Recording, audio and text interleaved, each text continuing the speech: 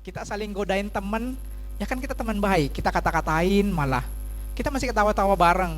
Sekarang kesannya anak didorong sedikit, wah lu bully. Anak dikatain dikit, wah jadi bully lagi. Gitu. Jadi sangat jauh gitu perbedaannya ya. Jadi ya kita kembali lagi nanti juga sudah mengundang seorang expert, seorang psikolog, psikolog anak dan remaja. Nanti saya akan perkenalkan lebih lanjut. Tapi sebelum kita mulai acara ini, untuk parents kelas 4 dan kelas 5, kami ada beberapa feedback terkait dengan puberty talk yang baru-baru ini dilakukan oleh konselor. Jadi untuk parents yang kelas 1, anaknya masih di kelas 1 sampai kelas 3, lumayan nih nambah-nambah informasi. Kira-kira anak kelas 4 dan anak kelas 5 sekarang pengetahuannya tentang puberty itu sejauh mana sih? Gitu. Oke, kita mulai dulu ya.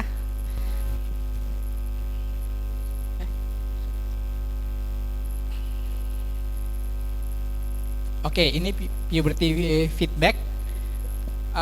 Jadi sekitar 2 minggu yang lalu kami mengadakan puberty talk dengan anak kelas 4 dan anak kelas 5. Jadi anak perempuan itu dipisah kelasnya dengan anak laki-laki. Anak-anak perempuan sesinya dibawakan oleh Ibu Patricia, Ibu Rani dan Ibu Dita. Sedangkan anak-anak laki-laki itu dikumpulkan di MPH. Lalu saya membawakan sesi puberty. Ada beberapa pertanyaan yang wah, anak sekarang canggih-canggih ya. Nah, ini juga bisa menjadi salah satu apa ya? An eye opener lah untuk kita sebagai orang tua, bahwa pengetahuan anak itu sekarang sudah kayaknya sudah melebihi ekspektasi kita. Gitu. Oke. Nah, ini yang perempuan akan dijelaskan oleh Ibu Patricia dulu. Terima kasih Pak Edo. Baik Bapak Ibu, mungkin yang sudah tadi Pak Edo jelaskan gitu tadi ya, kami membuat kelas 4 dan 5 gitu. Mungkin untuk yang kelas 6 ada parents dari kelas 6? Nggak ada ya? Oke, nggak apa-apa. Yang kelas 6 kurang lebih kita sudah lakukan itu berintegrasi dengan sains. Jadi yang kelas 6 sudah mulai lebih dulu gitu. Karena di kelas 6 itu mereka punya inline lesson yang bersamaan dengan pelajaran mereka yaitu reproductive system. Sementara kelas 4 dan kelas 5 untuk yang anak perempuan mereka belum ada. Nah, gitu. Jadi mereka ini foto-fotonya Bapak Ibu gitu. Untuk anak-anak yang perempuan kelas 4 mereka diperkenalkan berbagai jenis apa itu alat-alat untuk membersihkan personal hygiene mereka gitu ya. Kita minta juga anak-anak untuk membawa pads, menstrual pads gitu ya. Terus kita juga perkenalkan tampon dan menstrual cup gitu. Tapi untuk kelas 4 dan kelas 5 kita tidak merekomendasikan untuk menggunakan itu. Gitu. Kita menggunakan yang pads-nya gitu ya. Ini yang kelas 4 yang girls gitu. Oh, mau ya. Oh, oke. Nah, ini yang boys, mereka diminta nanti Pak Edo akan menjelaskan lebih lanjut apa yang mereka jalankan. Nah, ini foto-fotonya yang untuk yang boys. Nah, ini grade 5 yang kelas 5. Mereka juga sama diminta untuk membawa menstrual pads gitu ya. Kita latihan di situ sama-sama bagaimana cara menggunakannya, bagaimana membersihkannya gitu. Nah, kemudian kita minta anak-anak untuk tulis apa sih tanda-tanda perubahan selama puberti itu apa aja gitu. Nah, ini yang boys juga sama dengan Pak Edo, nanti juga akan dijelaskan. Nah, ini curiosity box, jadi sebelum itu kita minta anak-anak semuanya, grade 4 and grade 5, untuk apa sih yang kamu mau tanya soal puberti? Apa yang kamu pengen tahu gitu, karena kalau kita lihat, kalau kami lihat anak-anak kelas 4 dan kelas 5 ini cukup punya apa namanya ya, interaksi yang sangat interest terhadap puberti itu apa, gitu ya. Untuk kelas 4 mereka tanya, apa itu puberti? Sakit nggak kalau lagi menstruasi, gitu ya. Untuk anak-anak yang cewek dan cowok, gitu ya, mereka juga ada pertanyaan, gimana sih rasanya puberti, apa rasanya, gitu ya. Terus kenapa berubah, badannya mulai berubah, gitu. Terus kapan saya punya berubah suaranya untuk anak laki-laki, gitu. Nah, ada juga pertanyaan mengenai how does baby live? Gimana caranya? Kok bisa ada baby di dalam kandungan, gitu ya? Terus kenapa anak perempuan aja yang hamil, yang pregnant, tapi boys enggak, gitu. Terus pertanyaan lagi, what happens when we don't get puberty? Kenapa? Kalau kita nggak puberty gimana? Ini untuk kelas 4 mereka cukup diverse karena mereka mungkin belum dapat apa yang mereka ingin tahu gitu. Mereka belum tergambar dengan jelas gitu ya untuk kelas 4. Terus kenapa kalau anak perempuan itu sering marah-marah gitu ya? Tapi nggak ada yang terjadi gitu. Nah, ini untuk anak-anak kelas 4. Nah, untuk aktivitasnya di kelas 4 yang girls, kita adakan myth and fact apa mengenai perubahan-perubahan apa aja yang terjadi begitu puberti gitu ya, begitu mengalami pubertas gitu ya. Respon mereka cukup excited, mereka punya curiosity yang banyak gitu ya, lebih diverse, wah apa itu Bu, apa itu Bu, gitu ya. Jadi mereka lebih banyak tanya, lebih banyak share pengalaman mereka gitu. Nah, penggunaan tampon, penggunaan deodoran, ada yang juga cerita sama saya, Bu, mama saya nggak kasih saya pakai deodoran gitu. Ada juga respon mereka, awal-awal mereka enggak, aduh takut, nanti puberti kenapa ya, takut gitu. Nah, jadi kita di kelas 4, kita tanyakan mengenai pemahaman mereka sejauh ini, apa yang mereka tahu, perubahan-perubahan apa saja gitu. Ada lagi yang menarik gitu ya, ketika saya tanya ke anak-anak, kalian boleh nggak kalau lagi menstruasi berenang gitu ya? Mereka jawab, nggak boleh, mereka jawab gitu kan. Gitu, jadi banyak hal yang respon-respon yang cukup banyak, cukup diverse gitu ya. Kemudian dibanding dengan kelas 5, anak-anak kelas 4 ini lebih terlihat interestnya gitu. Terus kita juga ajarkan tentang emotional changes ya. Tapi untuk anak-anak kelas 4 yang perempuan sepertinya mereka masih belum paham gitu ya. Mereka cuma ngerti happy, sad gitu ya, belum tereksplor lebih banyak. Aktivitasnya adalah kita minta anak-anak tulis letter to myself gitu ya. Jadi anak-anak diminta untuk kira-kira kamu udah tahu belum ya tanda-tanda puberti itu apa gitu. Di dalam diri kamu, gitu ditanya lagi, ceritakan pengalaman kamu gitu. Terus apa yang kamu khawatirkan ketika kamu beranjak pubertas gitu ya. Apa yang kamu lakukan untuk menghandle ketika nanti puberti. Nah, ini anak-anak kelas 4 diberikan tulisan ini gitu. Nah, untuk kelas 5 sendiri sebetulnya kurang lebih sama, tapi di kelas 5 mereka udah mulai takut gitu ya. Aduh nanti aku puberti, aduh nanti aku nggak bisa tinggi lagi gitu. Mereka udah ngerti. Aduh aku takut nanti aku berubah moodnya, aku harus apa. Jadi mereka lebih diem gitu ya. Tapi mereka juga punya interest yang kurang lebih sama dengan anak-anak kelas 4 gitu. Nah kurang lebih yang mereka tanyakan, apa itu puberti gitu ya. Why my voice get deeper. Itu pertanyaan-pertanyaan seperti itu. Umur berapa kalau mau dapat menstruasi di umur berapa gitu ya. Terus kalau nanya ada pertanyaan yang bagus. Kalau terjadi pada saat aku di sekolah aku harus seperti apa? Itu untuk anak-anak yang perempuan. Kemudian how does puberty affect mood? Gimana caranya? Apakah itu mempengaruhi mood saya, mempengaruhi emosi saya? Terus untuk yang anak laki-laki juga ada tanya, what can you do if I accidentally eject sperm while in the school? Kalau tiba-tiba saya wet dream gimana gitu kan ya pertanyaannya. Terus ada pertanyaan lagi nih, emang bener ya kalau lagi menstruasi suka marah-marah? Soalnya mamaku gitu. Mungkin ibu-ibu ini luapan hati anak-anaknya ya. Terus ada anak kelas 5 yang tanya, boleh nggak sih pacaran? Nah di kelas 5 perbedaannya seperti itu. Jadi mereka karena di kelas 4 sudah pernah dapat tahun lalu, jadi mereka udah mulai punya gambaran gitu. Makanya mereka tanya.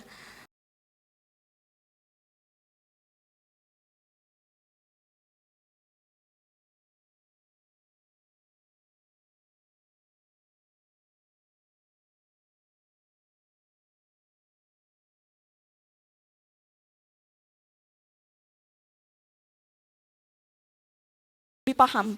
Nah, mereka lebih attention sama penggunaan tampon. Jadi kita juga menggunakan tampon gimana caranya, gitu ya. Kemudian menstrual cup, gitu. Kemudian tentang emotional changes, bagaimana kita menghandle emosi kita ketika kita lagi mens, gitu ya. Kemudian aktivitasnya sedikit berbeda dengan kelas 4. Saya minta untuk anak-anak gambar diri mereka sendiri. Cari tahu tentang diri mereka sendiri, apa yang kamu suka dari diri kamu, apa yang kamu nggak suka dari diri kamu. Terus tulis apa yang kamu mau tulis untuk diri kamu sendiri. Jadi di sini dikembangkan self image mereka gitu, menggali diri mereka sendiri gitu, menggali diri mereka sendiri. Nah seperti itu. Jadi pengetahuannya untuk mengerti apa yang perlu dilakukan, apa yang kalian ekspektasikan terhadap diri mereka sendiri. Nah, kira-kira seperti itu ya, gambaran kelas 4 dan kelas 5 untuk yang perempuan. Nah, untuk yang laki-laki mungkin Pak Edo? Oke, kalau untuk yang anak laki-laki itu pertanyaannya secara live itu cukup banyak. Jadi mungkin mereka tidak tuliskan seperti yang ada di slides, tapi untuk kelas 5 itu terutama mereka mulai menanyakan pornografi itu apa, gitu. Mereka juga mulai menanyakan masturbasi itu apa, gitu. Jadi itu gambaran untuk anak kelas 5. Aktivitas sendiri seperti yang Bapak Ibu lihat tadi, itu mereka menuliskan kira-kira perubahan apa saja yang sudah terjadi pada diri mereka. Karena kita tahu puberty itu kan untuk setiap orang berbeda-beda. Ada yang datangnya duluan, ada yang nanti gitu. Jadi yang mereka rasakan pada diri mereka sendiri. Gitu. Itu kira-kira untuk puberty untuk kelas 4 dan kelas 5. Jadi orang tua yang anaknya sekarang kelas 3 siap-siap tahun depan kita adakan puberty untuk anak kelas 4 ya. Oke, tanpa berlama-lama saya akan memperkenalkan pembicara kita pada hari ini, narasumber kita. Ini salah satu senior saya sebenarnya di kampus. Oke, Ibu Monica Sulistiawati. Beliau adalah seorang psikolog klinis, major anak dan remaja dengan segudang pengalaman. Selain itu, sertifikasinya juga cukup banyak nih. Ada certified hypnotherapist. Lalu certified graphology analysis. Jadi beliau bisa membaca tulisan tangan dan bisa menebak kepribadian orang berdasarkan tulisan tangan. Agak takut nih saya jadinya kalau harus tanda tangan sertifikat. Oke, mampu melakukan diagnosis dan penanganan terhadap kasus anak dan remaja. Beliau juga sudah sangat sering diundang menjadi narasumber di berbagai media. Jadi ada media cetak, elektronik, dan online juga. Seperti di Buletin Indonesia, tabloid Nakita, tabloid Ayah Bunda, banyak gitu. Pernah menjadi narasumber juga di series radio program Asu dengan Kasih, talk show How to Talk with Your Teens, Female Parenting Club. Jadi secara kapasitas ini sudah tidak perlu diragukan lagi. Saat ini beliau juga aktif berpraktek di Rumah Sakit Premier Bintaro.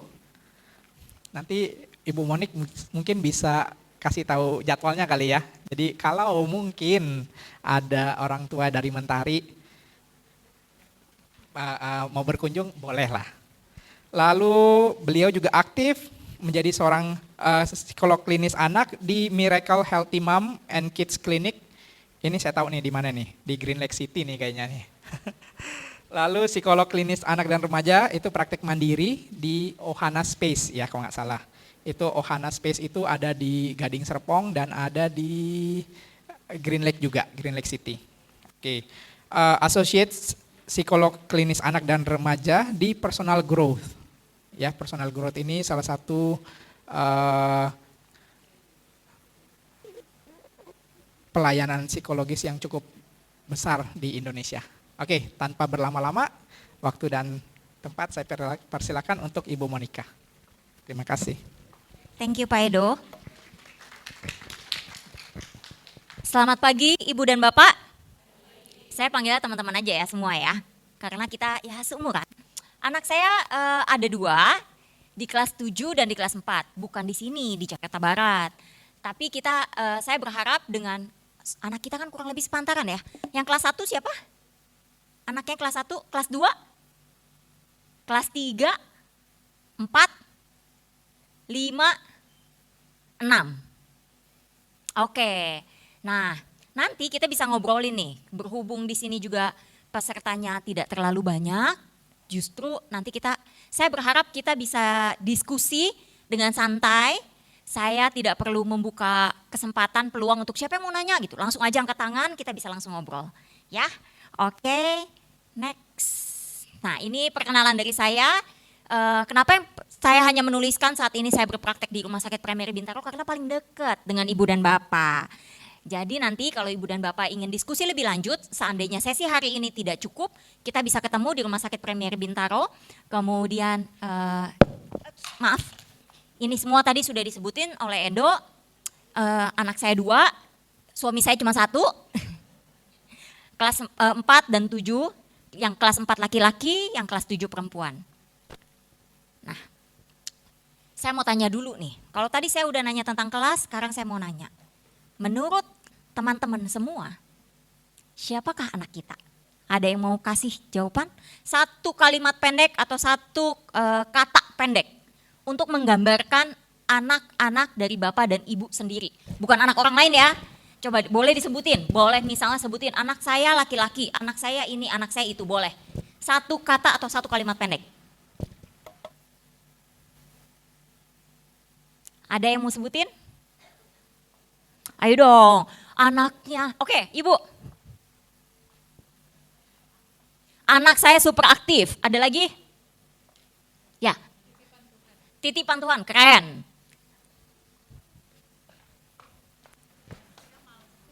Malas belajar. Nggak apa-apa, semua anak tuh begitu. Yuk, siapa lagi?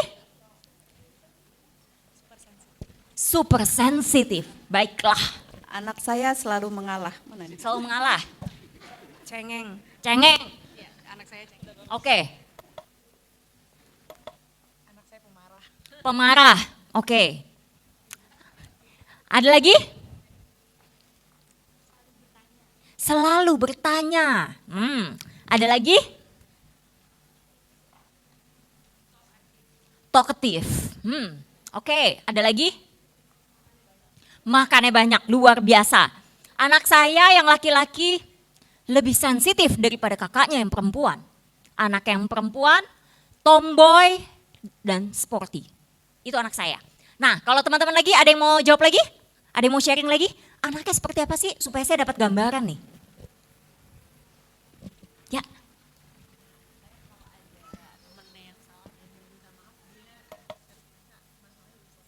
Oke, kalau punya konflik dengan temannya belum minta maaf, awas lu ya, masalahnya belum selesai. Oke. Nah, teman-teman, yang tadi semua diceritain, disampaikan, ini nih. Sebenarnya anak kita digital generation, bener ya? Tapi lupa tuh, keskip tuh ya, keskip bahwa anak kita tanpa kita sadari tidak bisa lepas dari yang namanya gadget. Ya enggak? Gadget itu bukan cuma handphone loh. Gadget itu tablet, PC, TV, apalagi PS, Nintendo Switch, itu semua gadget. Nggak bisa lepas. Anak saya itu punya, terutama yang laki-laki nih ya, yang laki-laki biasanya screen time-nya mereka adalah jam 7 malam sampai jam 9 malam. Nah di jam 7 sampai jam 9, anak saya belum punya handphone, jadi saya kasihnya handphone saya. Pas saya pulang kerja, handphone saya dikasih, kan baterainya udah mau habis ya. Jadi dia mainnya di situ tuh, mainnya di handphone saya. Begitu baterainya habis, dia ganti TV. Laptopnya di-charge. Dia bosan sama TV, laptopnya dimainin. Laptopnya, saya kasih laptop saya yang sudah tua, jadi baterainya juga udah bocor, paling sejam juga mati. Begitu laptopnya habis, tadi handphone yang lagi di-charge sama dia cabut, dia mainin lagi. Tidak bisa berhenti dari yang namanya gadget, padahal sengaja saya kasih baterainya yang udah mau habis supaya dia bisa stop. Terus abis itu, Mami, bosan. Mami, bosan. Dikit-dikit bosan, dikit-dikit bosan. Padahal Lego, buku, semua sudah kita sediakan, betul? Ya, teman-teman saya percaya di sini nggak ada satupun orang tua yang tidak pernah beli Lego mainan yang mahal itu, betul?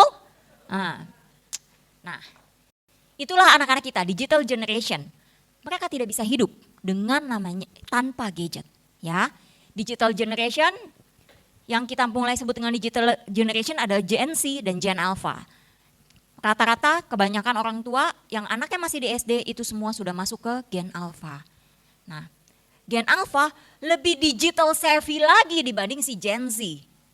Anak saya yang kelas 7 sama kelas 4 dia suka ribut. Kenapa? Dia bilang, Mami, aku nggak bisa ngerti. Ini anak saya yang cewek nih ya. Aku nggak bisa ngerti itu apa sih anak-anak Gen Alpha itu. Padahal dia juga Gen Alpha. Cuman mungkin Gen Alpha awal banget atau Gen Z akhir karena 13 tahun. Aku nggak bisa ngerti, masa ya itu teman-temannya si Jetro tuh ya, namanya Jetro. Itu udah ngomong pacaran-pacaran, ngomong suka-sukaan. Terus dikit-dikit ngomong skibidi apaan sih tuh gitu. Skibidi, terus Riz, terus anak saya yang cowok suka begini, Mami. Apa itu? Kita sebagai orang tua sudah berusaha menanamkan nilai-nilai religiusitas yang baik. Ya, kita arahkan untuk beribadah, kita arahkan untuk berdoa. Tapi mereka bisa mempertanyakan. Ya, apalagi kalau biasanya nih, ini jadi senjata orang tua nih. Udah pokoknya dengerin aja. Tuhan tuh maunya anak yang sabar. Anak yang tidak pemarah. Terus ada lagi ada lagi orang tua klien saya bilang gini. Kamu tahu nggak kalau marah-marah itu dosa loh. Dijawab apa sama anaknya? Anaknya nggak ngomong langsung ke orang tuanya, ngomongnya ke saya. I don't think it makes sense, Miss. Kenapa Mami tuh selalu bawa-bawa tentang Tuhan? I don't think it makes sense. Emang kalau kita marah-marah terus kita langsung dosa? Terus kalau kita terima aja malah benci sama diri kita nggak dosa, Miss? Nah loh, bingung saya ditanyain kayak gitu. Waduh ini gimana nih jelasinnya? Nah, anak-anak ini sangat critical thinking. Artinya apa? Kita juga perlu menanggapinya dengan logik. Sesuatu yang bisa mereka terima, masuk di kepala mereka. Apalagi kalau teman-teman di sini memilih sekolah ini, sekolah internasional, sekolah intercultural gitu ya. Artinya apa? Kita harus lebih open minded. Dengan open minded itu anak-anak bisa menerima batasan-batasan yang logik dan make sense. Rasional di kepala mereka.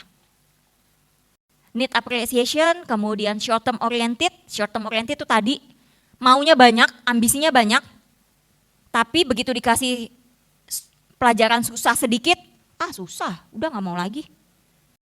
Ikut kegiatan apa nih, kegiatan musik, main violin. Begitu naik tingkat, violinnya mulai susah, aku bosen. Udah gak asik, gurunya galak.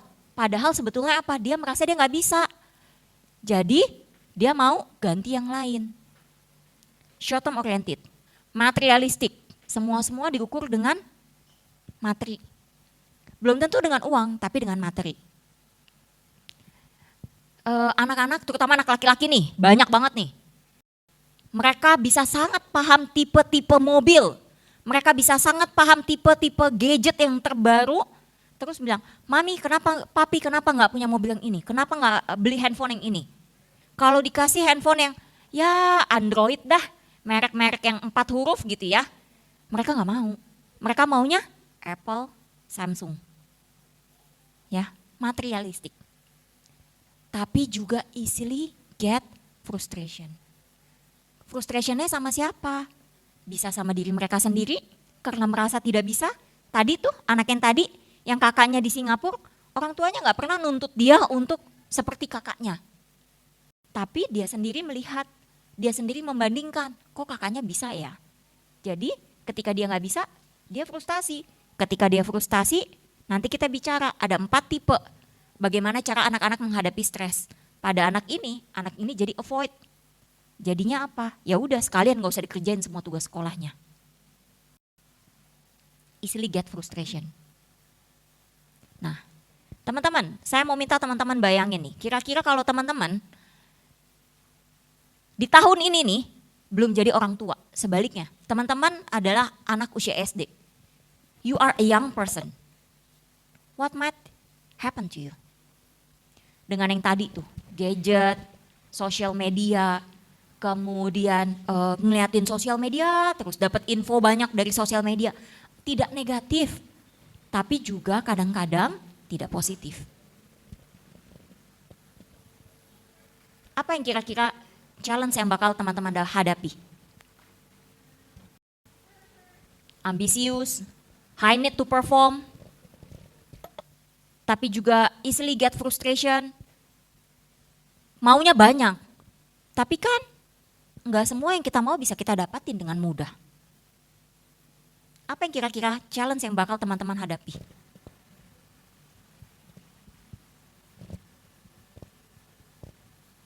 Ada yang mau sharing?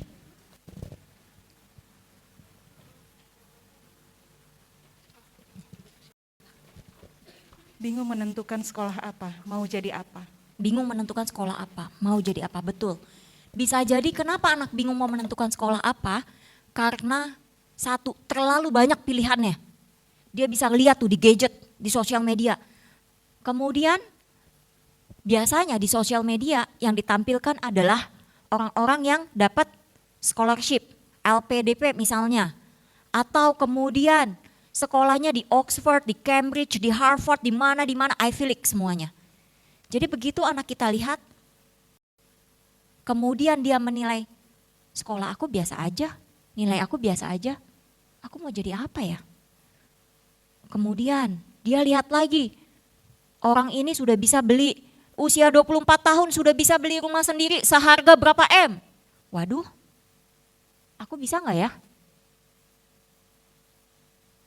Itu bisa kepikiran loh sama anak-anak kita. Itu tentang karir. Ya Bu?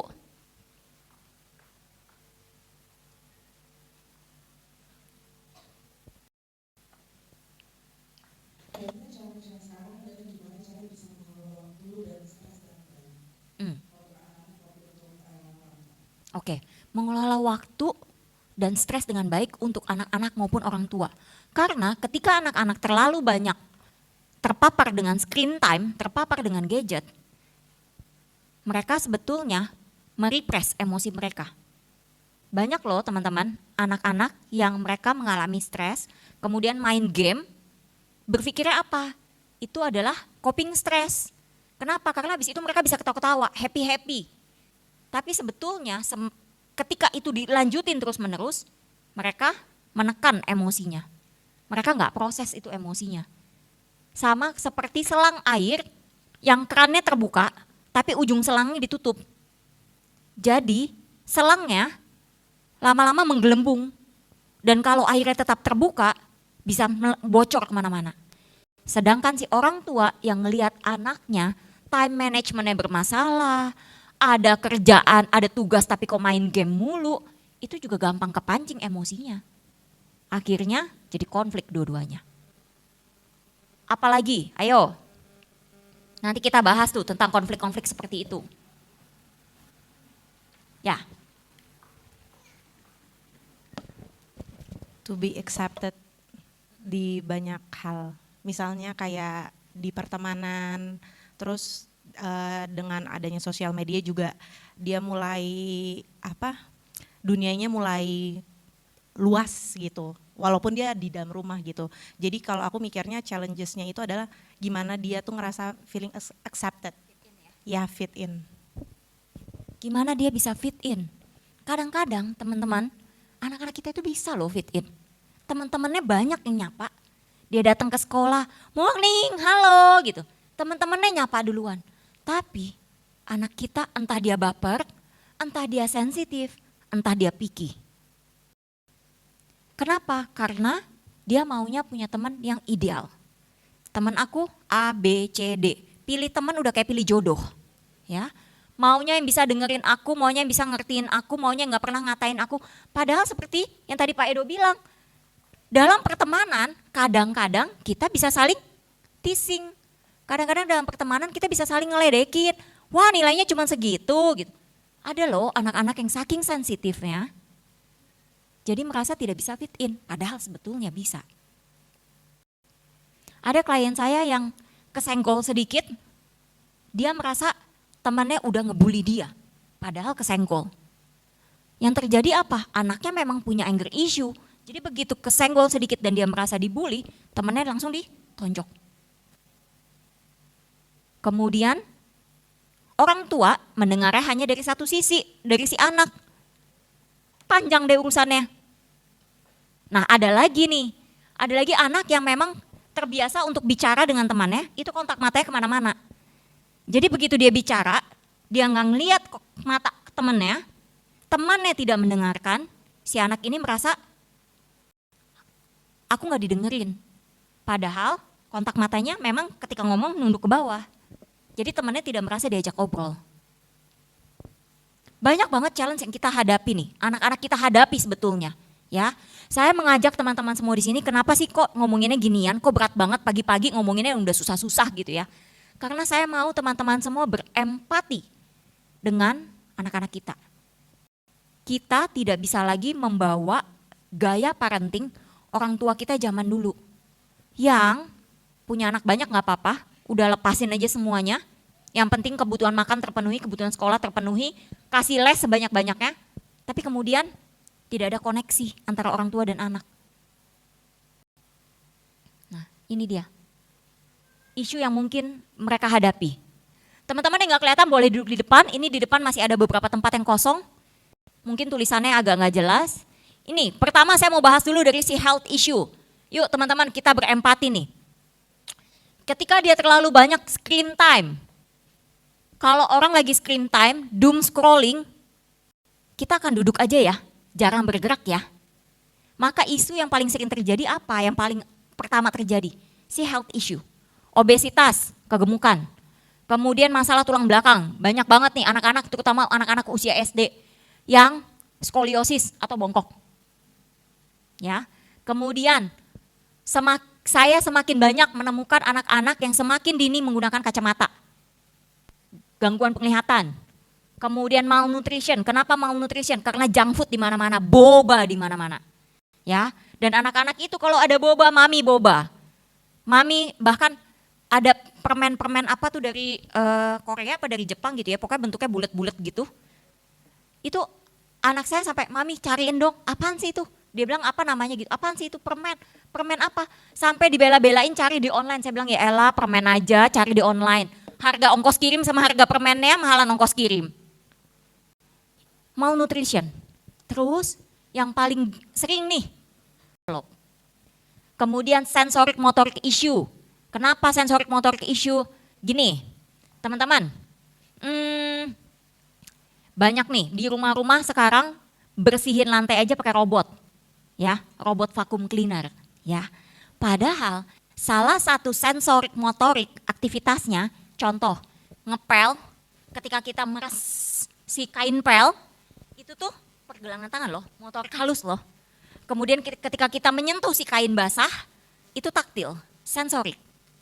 Kemudian kainnya kita arahkan ke lantai, maju, mundur, motorik.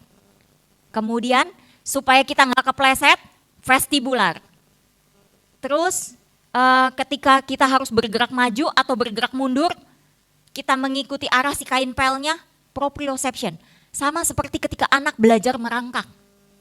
Proprioception, vestibular, Banyak banget tuh di area rumah tangga untuk mengembangkan si kapasitas sensorik motorik.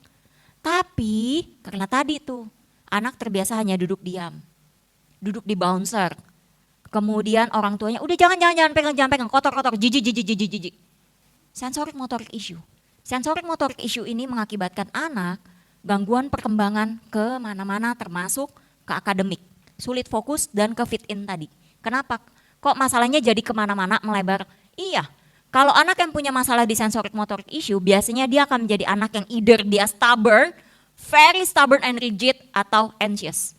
Jadi dia sulit untuk beradaptasi. Nah, masih banyak lagi health issue lainnya. Terus kita pindah nih ke cognitive issue. Terlalu banyak aktivitas, kadang-kadang orang tuanya juga ambis. Orang tuanya ambisius. Begitu melihat sosmed, oh iya ya, oh gila ya ternyata sekarang umur 24 tuh udah bisa beli rumah harga sekian M ya. Berarti anak saya juga harus bisa nih. Jadi Senin sampai Jumat, kalau perlu Senin sampai Minggu sehari 2 kali itu harus ada les. Kalau tujuannya untuk supaya anaknya tidak screen time terus-menerus, oke, itu boleh jadi pertimbangan. Tapi selain itu kita juga harus lihat anaknya mampu nggak? Anaknya punya waktu istirahat nggak? Anaknya capek nggak? Orang tuanya mendampingi atau tidak? Karena ketika si anak hanya antar sana antar sini oleh mbak, oleh driver, ada loh klien saya yang sampai bilang begini, ini anak kelas 5. I don't think my parents love me. Why do you think like that? What makes you think about that? Iya, karena mama dan papa itu nggak pernah punya waktu buat aku. Mama dan papa itu selalu sibuk bekerja.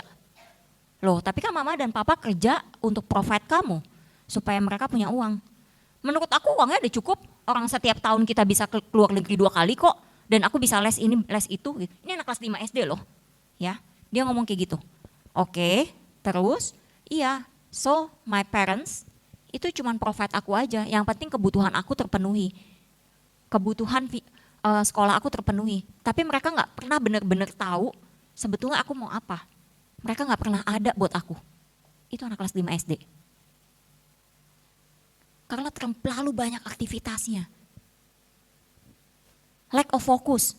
Tadi terlalu banyak aktivitas, kurang istirahat, terlalu banyak screen time. Jadinya begitu di sekolah nggak fokus.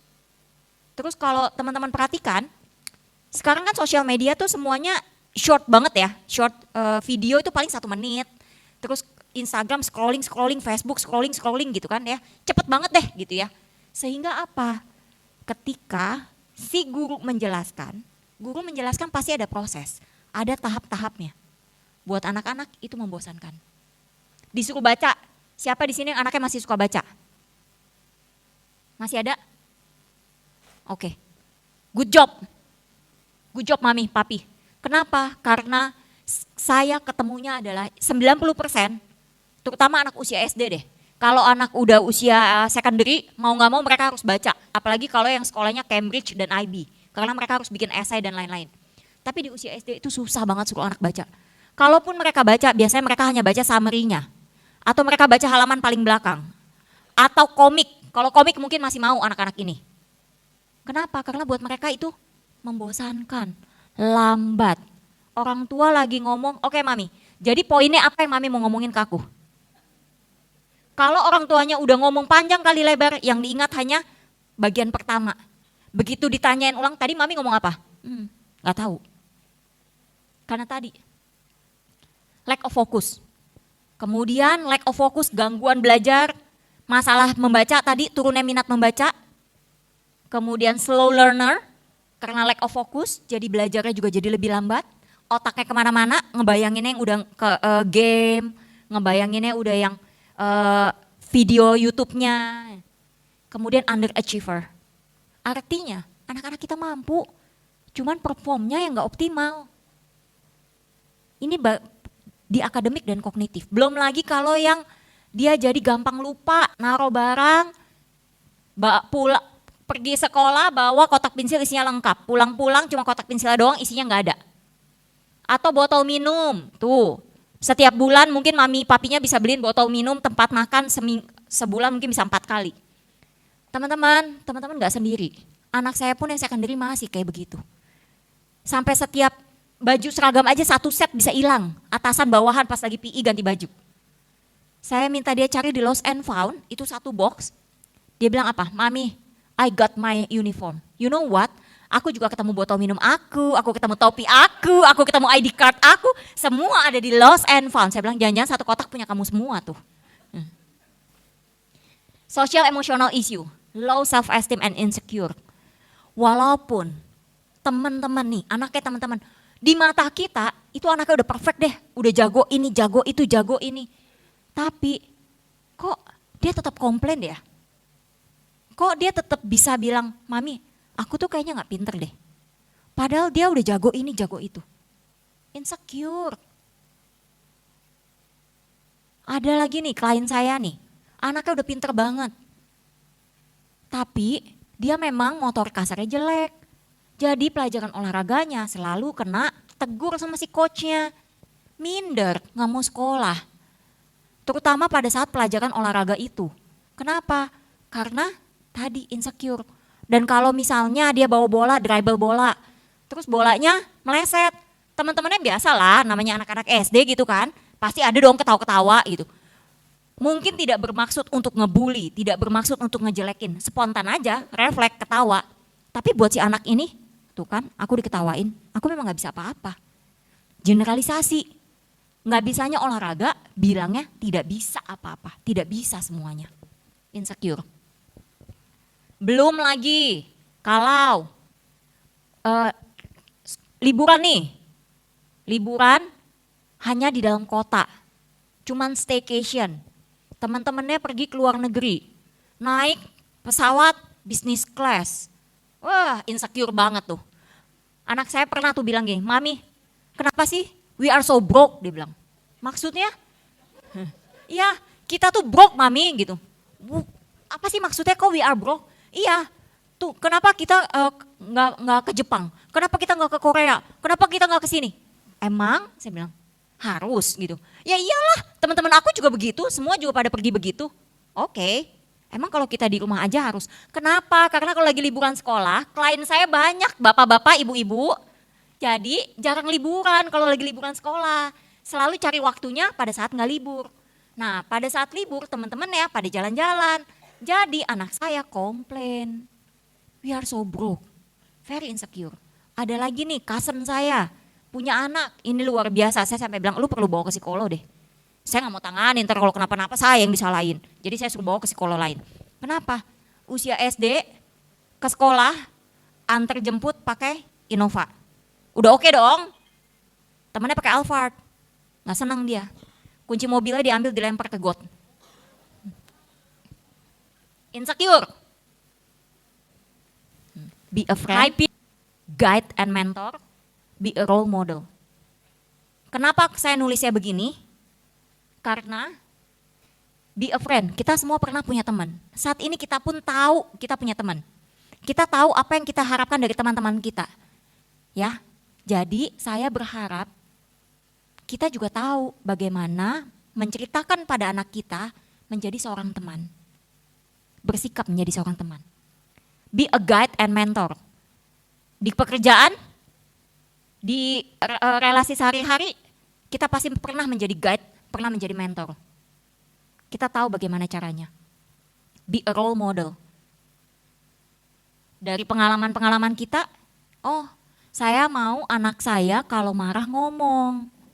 Jadi begitu anak yang ngomong, Mami I feel angry, please listen. Atau kita juga belajar ngomong ke anak kita. Safe home maksudnya apa sih? Nih, Yang pertama, relasi suami istri harus mesra, harus kompak. Ya, jangan sampai anak melihat mama dan papanya nggak kompak. Kemudian ada loh anak yang saking pinternya, dia memanfaatkan situasi itu. Manipulatif, itu ada loh. Jadi bilang ke mamanya apa, bilang ke papanya apa. Ya, itu ada.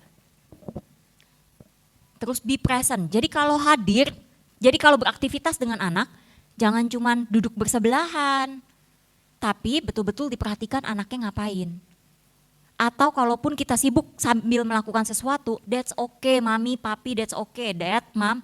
Tapi sambil kita ajakin ngobrol, sambil ketik-ketik kita bikin kerjaan, itu lagi main game apa? Oh, kamu ini jagoan kamu siapa sih? Oh dia, ngintip bentar. Atau sambil masak, kamu lagi main apa? Ini lagi main ini, ngintip bentar. Gimana caranya supaya bisa be present and fokus sementara kita juga sibuk sambil melakukan yang lain? Saran saya, 1, tidak taruh TV, tidak taruh PC di dalam kamar anak. Itu penting. Ya. Jadi kalau di dalam kamar anak sekarang ada gadget, abis ini boleh dikeluarin. Karena mau nggak mau, mereka akan main di luar dan itu lebih mudah buat kita kontrol mereka, cek mereka. Dibandingkan kalau mereka main di dalam. Terus kalau laptop dan handphone gimana? Kan mobile device bisa dibawa masuk ke dalam kamar. Bikin aturan, balik lagi ya, kompak, konsisten dengan pasangan. Jam 9 maksimal, semua gadget sudah harus ada di luar kamar. Jangan dikasih tuh kabel chargernya di dalam kamar. Anaknya pasti nge-charge-nya di kamar. Ya, supaya apa? Gampang ngeceknya. Mereka ngapain? Feel connected. Semua aktivitas, kamar tidur ya buat tidur. Aktivitas lain dilakukan di ruangan lain. Ada satu ruangan itu tempat bapak dan ibu, teman-teman semua cuddling sama anak-anaknya. Terus kemudian gendong-gendongan, nonton bareng. Lakukan di satu ruangan itu. Gampang kontrolnya, gampang connect-nya. Be careful with bullying. Teman-teman hati-hati, kadang-kadang bullying itu datang pertama kali dari rumah, bukan dari sekolah. Ketika kita bilang anaknya belajar nggak bisa-bisa, lu gimana sih gini aja nggak bisa? Punya otak nggak sih? Otak tuh dipakai. Bullying. Ada lagi nih, klien saya, dia bilang I don't understand with my mom. Kenapa sih isunya sama mom mulu, ceritanya sama mom? Karena papanya pada kerja. Jadi otomatis konfliknya lebih banyak terjadi sama ibu-ibu yang ada di rumah. I don't understand with my mom. Jadi anak ini datang dengan keluhan self-harm. Udah nyakitin diri sendiri ya. Nyakitin diri sendiri, terus anaknya suka gambar. Kalau gambar tuh semuanya yang gotik-gotik. Jadi dia bisa gambar orang tapi perutnya bolong. Di dalam perutnya itu bisa kelihatan gambar ususnya, gambar apanya yang kayak tercerai-berai gitu. Jadi mamanya takut, jadilah dibawa ke psikolog.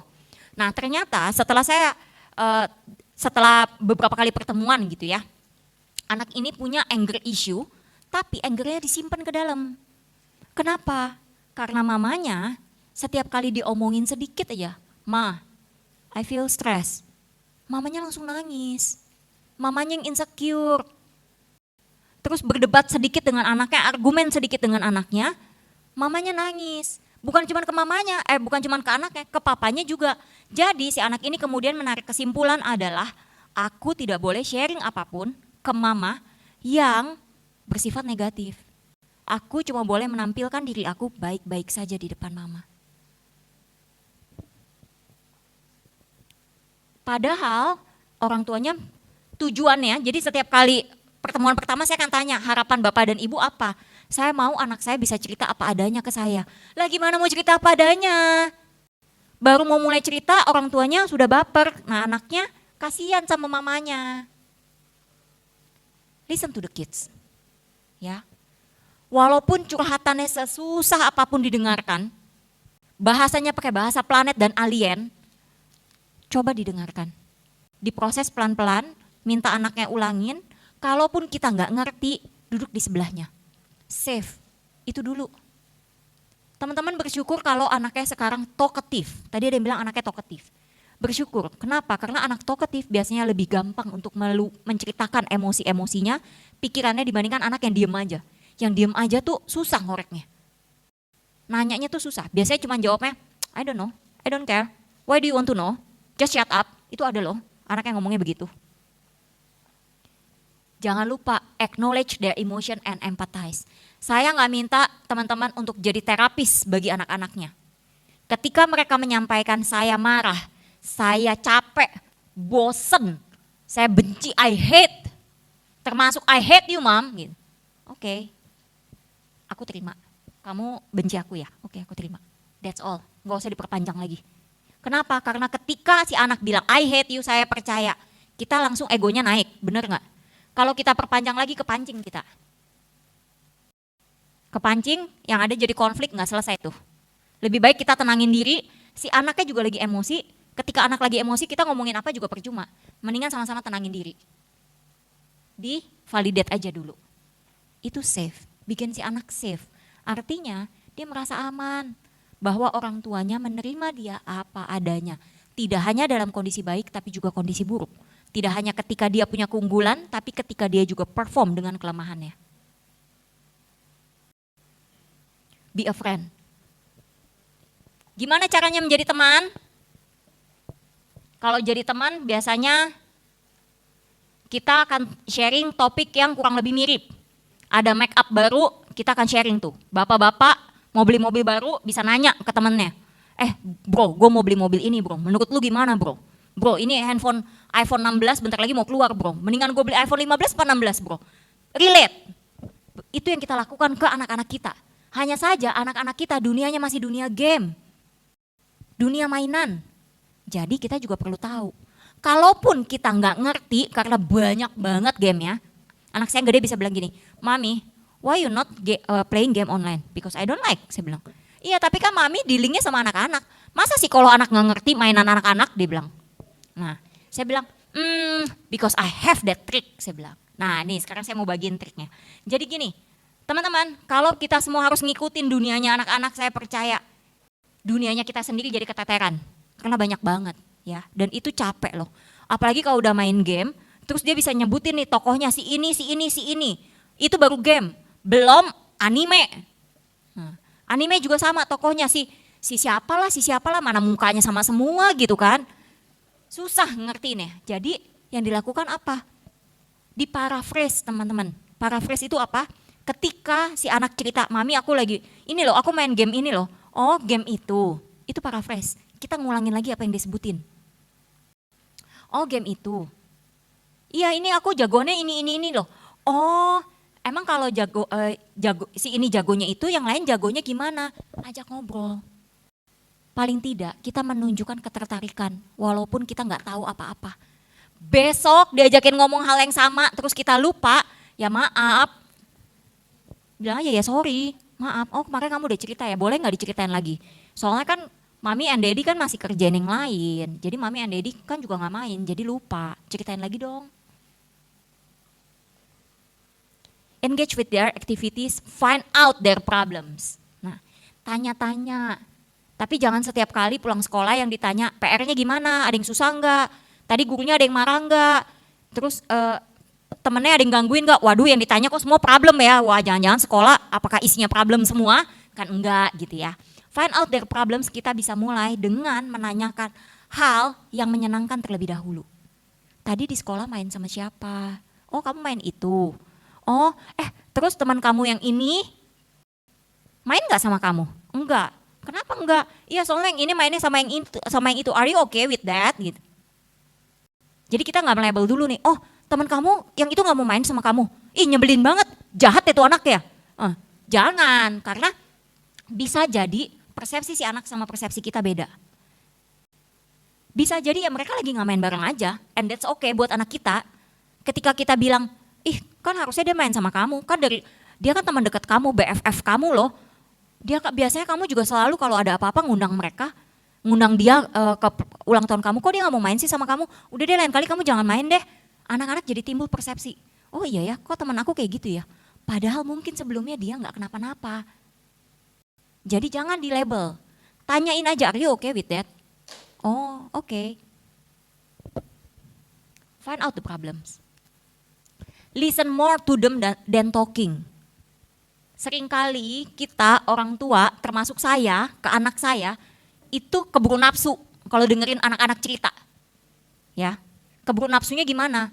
Anak saya cerita, Mami ini gini, cerita lah pokoknya komplain lah, tiap malam tuh dia pasti ada komplain tuh. Nah, saya akan bilang, ya udah kamu gini aja gitu. Nah anak saya tuh bisa bilang gini, Mami please senggol bacok gitu, diajak ngomong sedikit langsung boom meledak gitu ya. Nah suami saya tuh bisa tuh joget-joget gitu, yes humor. Ya, sampai sini ada yang mau ditanya, tenang banget sih. Ya silahkan. Halo, saya dengan Yulita Dora, kebetulan saya juga dokter gigi. Saya mau tanya mengenai katanya kita jadi friend buat anak kita ya. Tapi sebatas apa sih friendnya? Karena katanya kalau kita terlalu berteman nanti kita nggak dikasih respect. Jadi boleh dikasih tahu penjelasan batasannya seperti apa? Makasih. Batasannya jadi sebagai teman harusnya seperti apa sih? Kalau misalnya kita punya teman, terus teman kita sudah terlalu banyak komplain, pokoknya ngomongnya udah yang nggak enak banget, semua yang diceritain tuh udah nyebelin, terus kemudian kita apapun yang kita lakukan gitu, dia komplain, kita kasih saran, terus dia nggak mengerjakan, yang ada diulangin terus, dan kita nggak melihat ada perbaikan di dia, kira-kira apa yang akan teman-teman lakukan? Cabut, terus apa lagi? Ada lagi? Boleh nggak kita bilang, gue udah ngomongin ini berkali-kali loh, dan lu nggak dengerin. So, the problem is yours, not mine. Boleh nggak kita ngomong kayak gitu ke teman kita? Boleh ya? Itu artinya apa? Tegas, ya. Itu juga Bu. Jadi kalau anak kita bermasalah, kita juga perlu tegas, disiplin. Tapi bukan berarti galak dan otoriter. Tegas, disiplin. I already told you this many times. Kamu ulangin lagi. Sekarang jadi ada masalah. Mami gak mau tahu ya, papi gak mau tahu ya. Please make it correct right now. Do effective communication. Effective communication tuh gimana sih? Tadi listen more than talking, eye contact, paraphrase, terus gestur kita, itu effective communication tuh. Keep checking, boleh banget ngecekin gadgetnya anak-anak, screen time-nya anak-anak, please do it. Karena kita nggak pernah tahu apa yang dilihat, termasuk konten parenting pun yang kelihatannya positif, ternyata anak-anak bisa menanggapinya berbeda.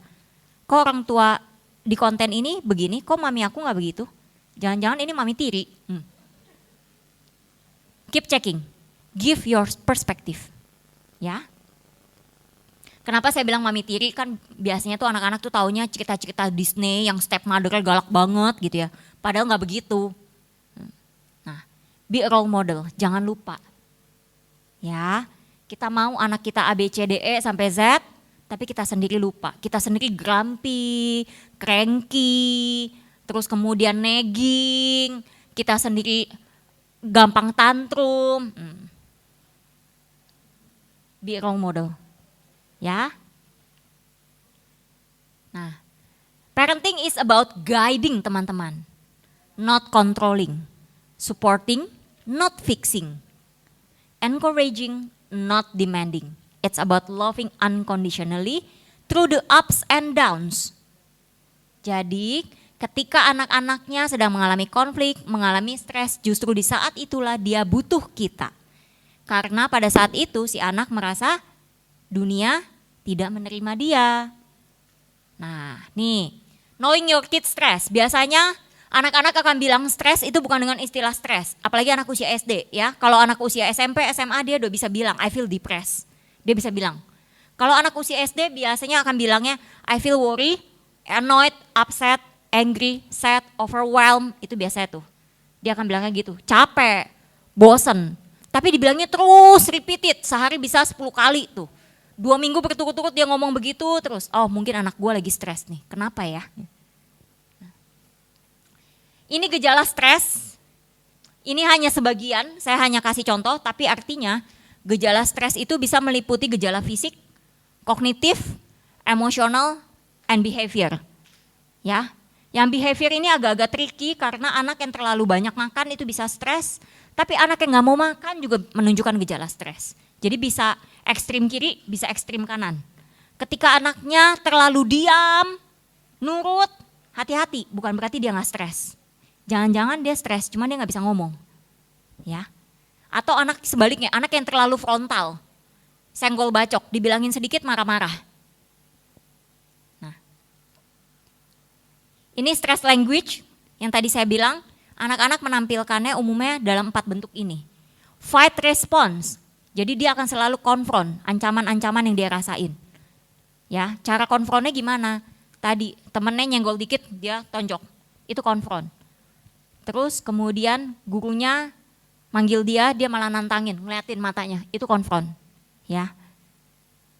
Flight itu kabur. Dia nggak mau, dia avoid. Kalau freeze, begitu dia menghadapi bahaya, dia diam aja, kaku. Itu ada anak-anak yang kayak gitu. Biasanya anak-anak yang mengalami kecemasan. Jadi ketika diajakin ngomong, dia mau jawab, tapi dia nggak bisa jawab. Dia nge-freeze, diem.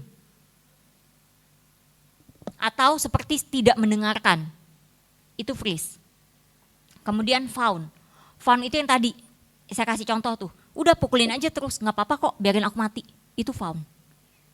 Jadi dia sengaja menyalahkan dirinya sendiri supaya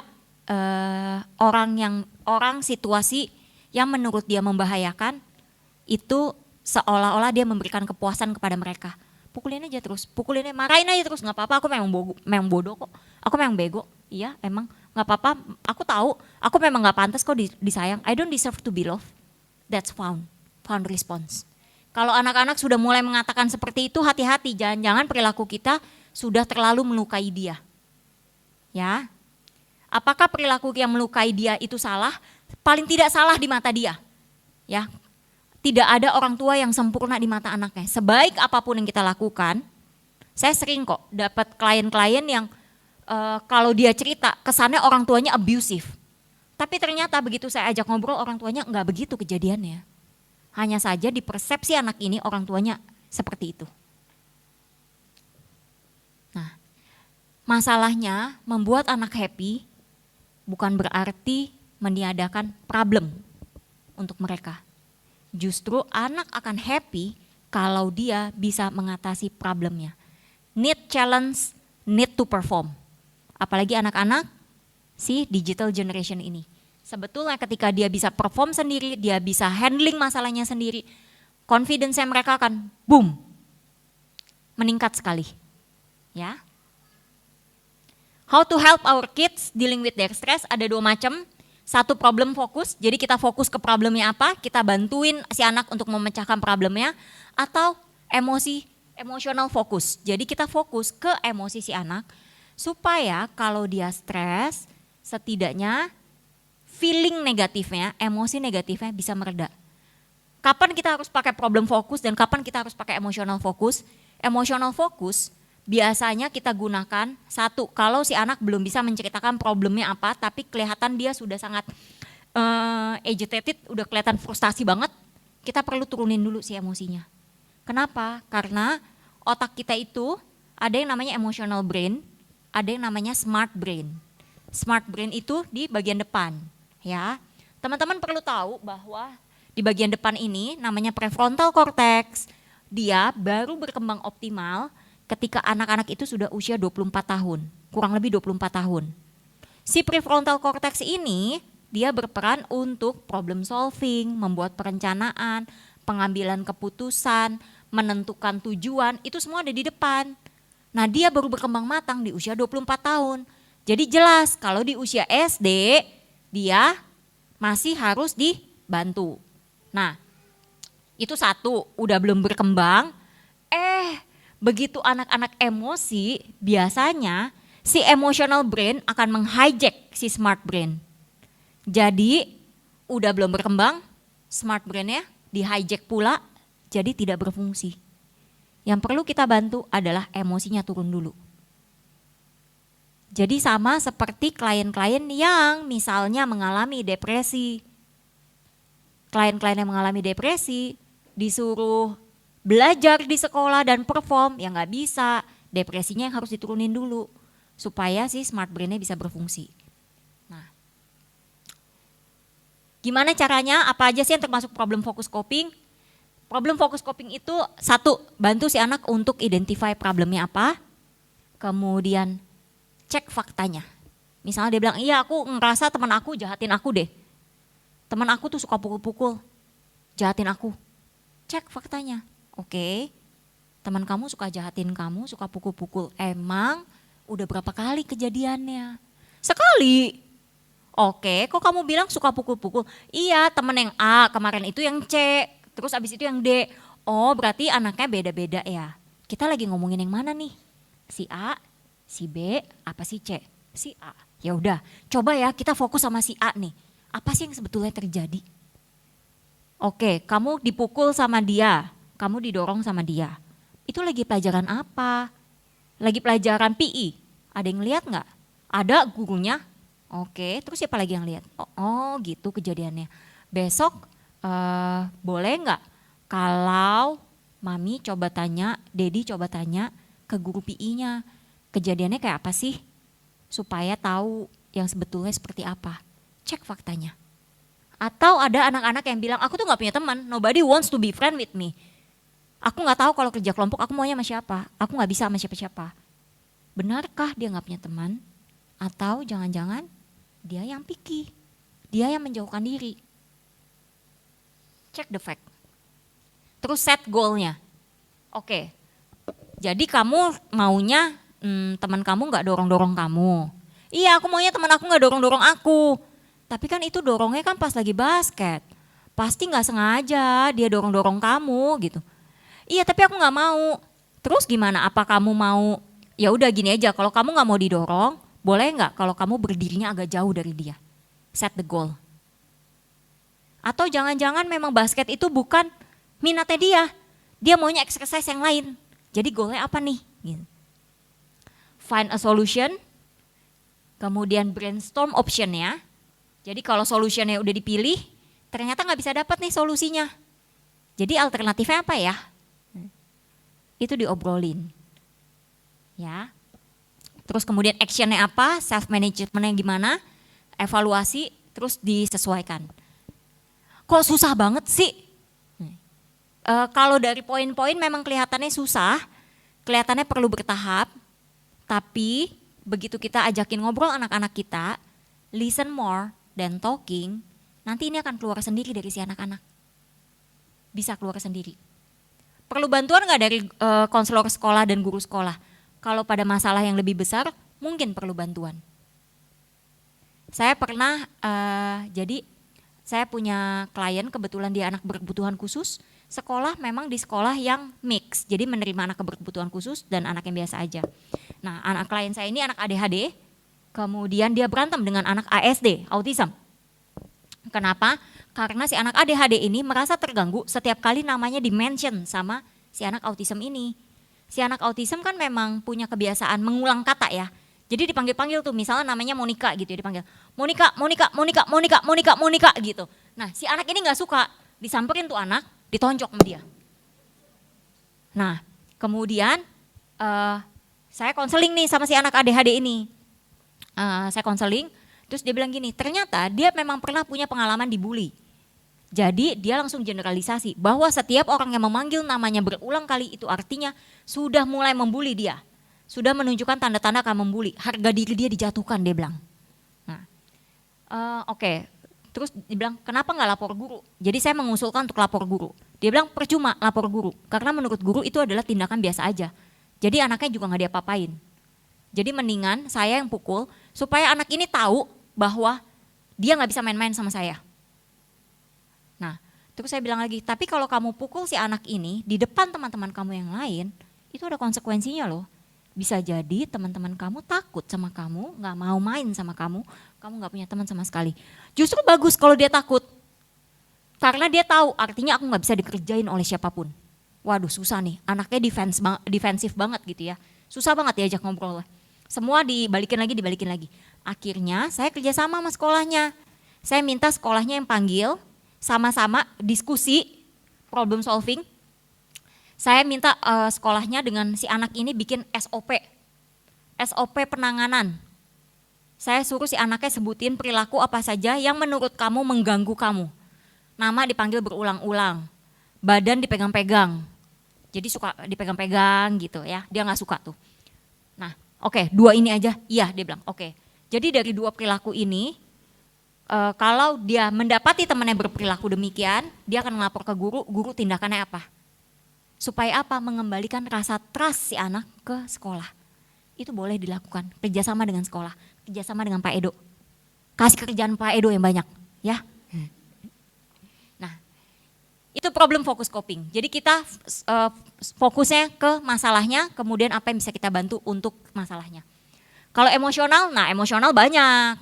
Emosional kita lakukan hobi, bantu kita ajak dia hangout, kemudian kalau anaknya suka gambar kita temenin gambar.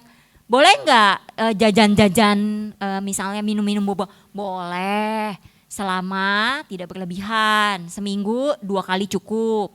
Kemudian boleh nggak main game online bareng-bareng? Boleh banget. Sebetulnya yang menjadi kendala dari screen time berlebih adalah karena si anak melakukannya secara individual. Itu yang menjadi kendala. Sehingga kita nggak tahu batasan si anak menyerap informasinya. Tapi kalau si anak screen time bersama orang tuanya dan ada interaksi, that's fine. Justru itu memperkuat bonding. Terus talking, lakukan olahraga, outdoor activities. Terus kalau liburan, boleh diarahkan anaknya untuk melakukan aktivitas-aktivitas bergerak. Misalnya outbound, trekking, hiking. Kenapa? Karena semakin bergerak meningkatkan hormon anti-stres pada si anak. Jadi anak-anak itu perlu bergerak. Kalau perginya bergeraknya keluar masuk mall, ya indoor lagi, bermanfaat untuk si anak, tapi akan lebih menguntungkan kalau si anak melakukan aktivitas outdoor. Nah, terus do something that will create an opposite feeling. Misalnya anaknya lagi sad, boleh diajakin film yang happy-happy. Terus feel nervous, boleh diajakin untuk mendengarkan musik yang lembut. Kalau dia nggak mau, apaan sih mami lebay banget sih ngidupin musik, ngidupin aromaterapi, ngapain sih? Udah hidupin aja. Hidupin aja, ntar juga dia nikmatin kok. Ya, kemudian ini ada do relaxation. Nah, do relaxation ini banyak cara, tapi umumnya yang saya minta anak-anak untuk lakukan yang paling gampang banget ini adalah deep breathing. Ya, deep breathing itu gimana sih? Ini boleh banget teman-teman praktekkan juga untuk regulasi emosi teman-teman juga ketika menghadapi anak-anak yang mengalami stres. Kenapa? Karena saya tahu anak yang stres, orang tuanya juga biasanya akan ikutan stres. Ya, jadi orang tuanya juga perlu stabil dulu emosinya. Gimana caranya? Tarik nafas panjang dari hidung. Tahan sebentar, kurang lebih 2-3 detik, hembuskan pelan-pelan dari mulut sampai seluruh udara habis.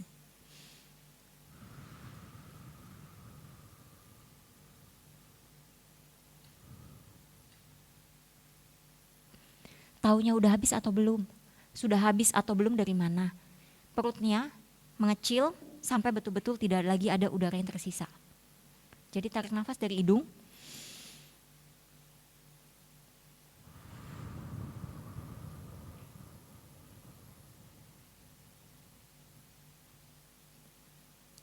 Lakukan 3-4 kali atau sesuai kebutuhan. Itu untuk menurunkan tegangan stres di kepala kita. Tegangannya si emotional brain supaya smart brainnya bisa berfungsi lagi.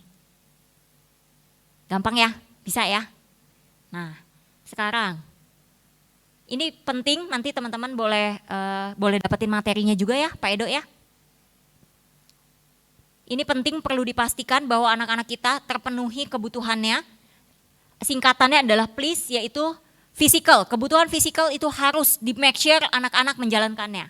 Ya, physical itu bukan hanya sekedar makan dan minum, tapi bagaimana mereka self hygiene itu penting banget. Ya. Kemudian jam tidurnya seperti apa itu penting banget. Kemudian kalau mereka mengeluhkan ada rasa-rasa sakit, sebelum bawa ke psikolog cek dulu betul nggak rasa sakitnya.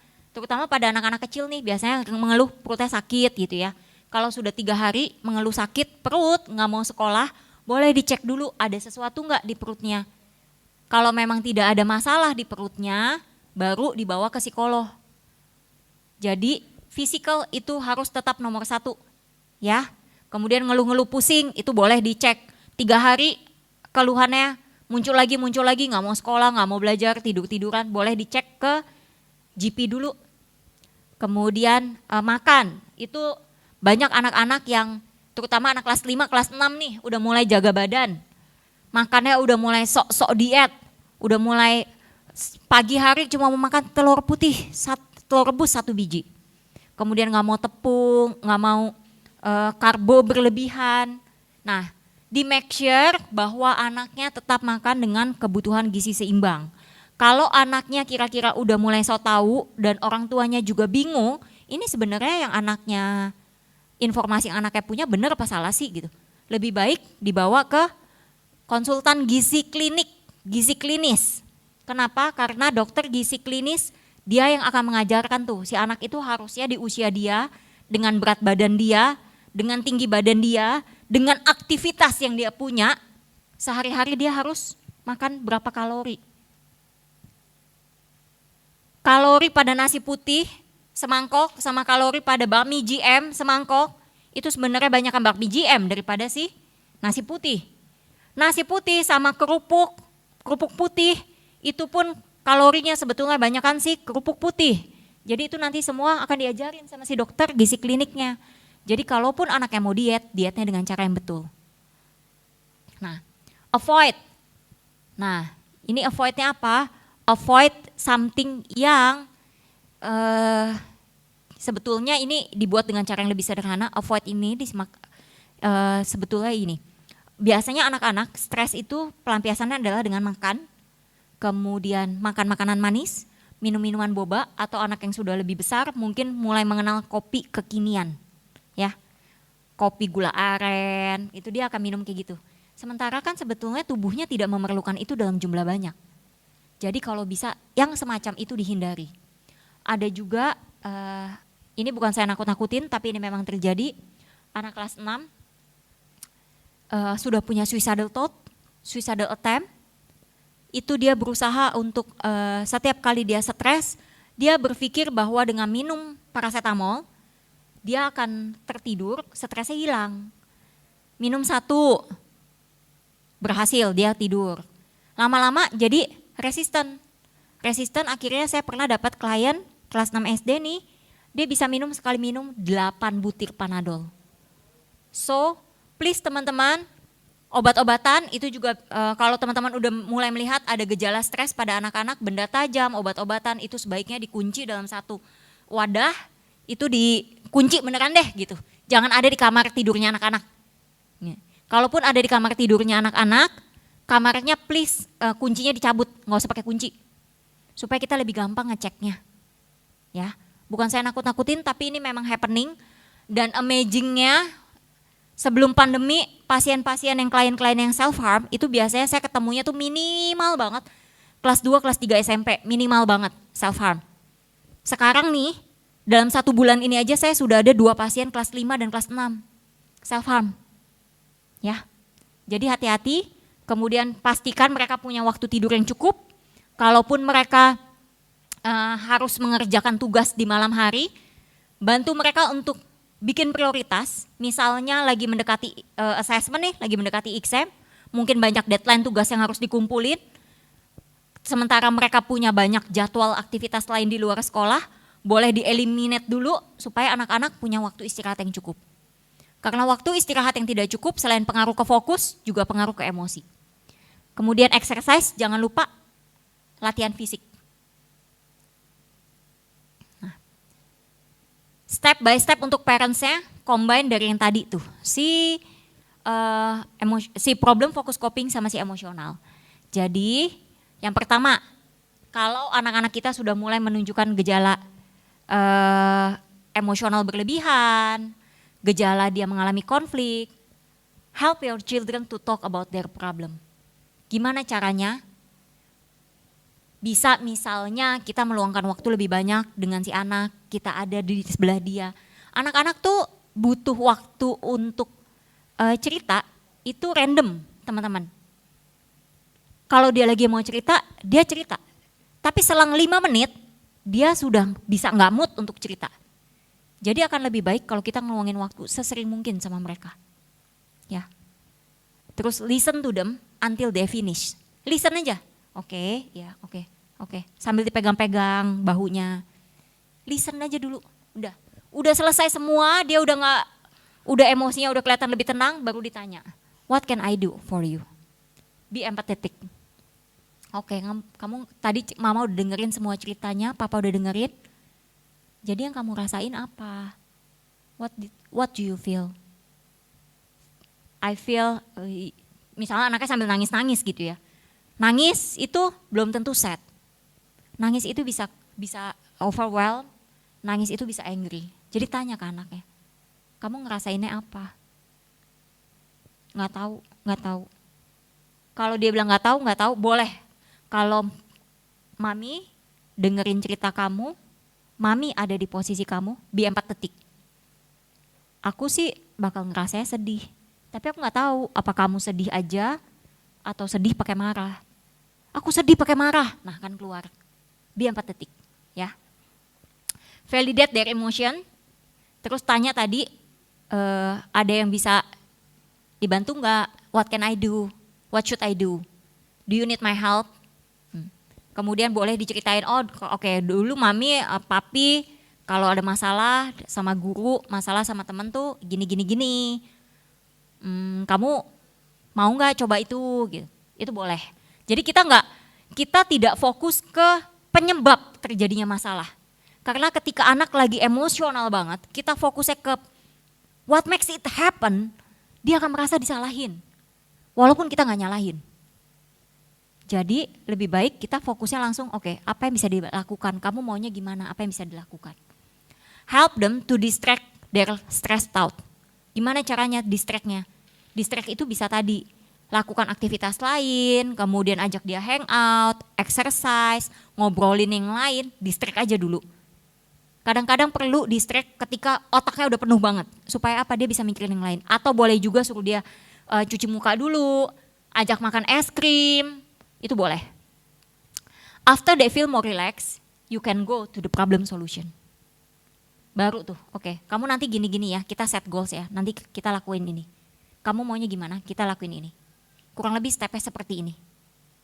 Kalau teman-teman udah coba lakukan, tapi rasanya masih kesulitan, teman-teman boleh konsultasi, boleh ajak diskusi Pak Edo, konselor sekolah untuk bantu, untuk cek fact dan solution problemnya gimana. Kemudian set goalsnya seperti apa itu boleh, atau konsultasi dengan psikolog juga boleh, ya. Tenang teman-teman, saya sendiri juga masih trial error, anak saya juga banyak komplain dengan saya. We are all imperfect parents, ya. So, just cooling down, take a deep breath, and go. Thank you so much, Pak Edo, saya kembalikan panggungnya. Oke, terima kasih Ibu Monica. Jadi saya simpulkan sedikit, ini take away untuk kita semua yang ada di sini.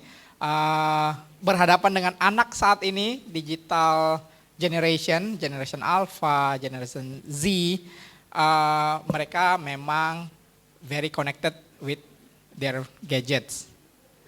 But we cannot let them, they have their social connection, but we cannot have them social disconnection, especially with us, the parents, gitu ya.